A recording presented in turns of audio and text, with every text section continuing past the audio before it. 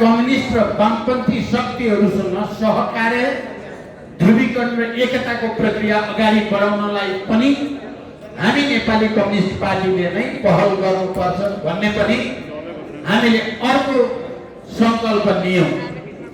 त्यतिले मात्रै पनि पुग्दैन। देशको अहिले असाधारण जटिल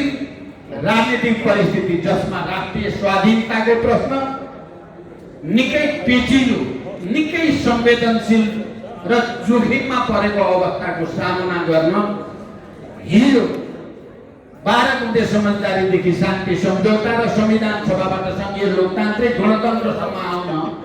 सहकार्य गरेका राजनीतिक दलहरू, नेपाली कङ्ग्रेसदेखि मधेस केन्द्रित दलहरूदेखि अन्य सबै दलहरूसँग पनि हामीले सहकार्य र मोर्चा गरेर अगाडि जानुपर्छ भन्ने कुरा गर्यौं र साथसाथै हामीले अन्तर्राष्ट्रिय पहल कदमी पनि बढाउनु पर्छ। अन्तर्राष्ट्रिय क्षेत्रमा जति हामीले आफ्नो प्रभाव, आफ्नो संगठन र आफ्नो सम्बन्ध सहकार्य विभिन्न देशका कम्युनिस्ट पार्टी, वामपन्थी शक्तिहरूसँग गर्नुपर्ने त्यति गर्न सकेनौं भन्ने महसुस गरेर हामीले त्यो कुरालाई पनि एउटा निष्कर्षमा पुर्याएर अगाडि बढेका छौं र यही क्रममा भौगोलिक प्रदेशहरूमध्ये अब बागमती प्रदेश मात्रै शपथ ग्रहणको निम्ति प्रदेश समितिमा बाँकी छ र आज मधेस प्रदेशमा हामी यो शपथ ग्रहण समारोहमा उपस्थित भएका छौं। मधेस प्रदेश हामी सबैलाई थाहा छ, जनसङ्ख्याको दृष्टिकोणले, विकासको दृष्टिकोणले धेरै सम्भावना पनि भएको र चुनौती पनि भएको प्रदेश हो। हाम्रो पार्टी मधेस प्रदेशमा चाहे सन्देश सभा होस्, चाहे अहिलेको यो शपथ ग्रहण समारोह होस्, प्राथमिकतामा राख्नुपर्छ र मधेसमा पार्टी राम्रो बनाउन सकियो भने आउने दिनमा पार्टीको लागि पनि र देशको लागि पनि,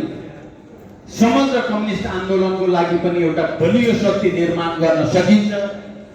मधेसमा राम्रो पार्टी बनाउन सकिएन भने यो देशले पनि र कम्युनिस्ट आन्दोलनले पनि निकै ठुलो दुर्घटना बिहोर्नु पर्ने खतरा पनि हामीले देखेका छौं। त्यसकारण अहिले पार्टीले मधेस प्रदेशमा पार्टी निर्माणको कुरालाई, आन्दोलन निर्माणको कुरालाई उच्च प्राथमिकतामा राखेको छ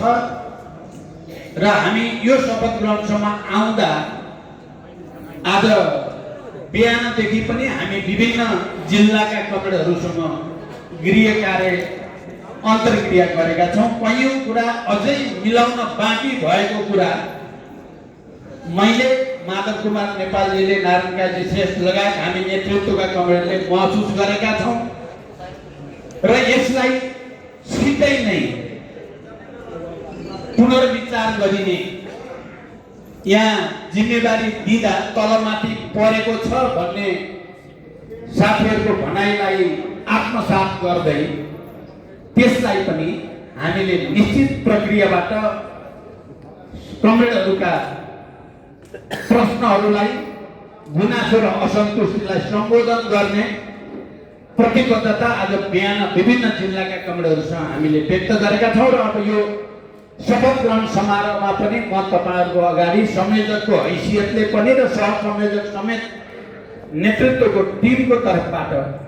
तपाईहरु धेरै चिन्तित नहुनु होला। तपाईहरुले उठाएका कुरालाई करेक्सन गर्ने प्रतिबद्धता म व्यक्त गर्न चाहन्छु र यति भनेर म अब शपथ ग्रहणतिर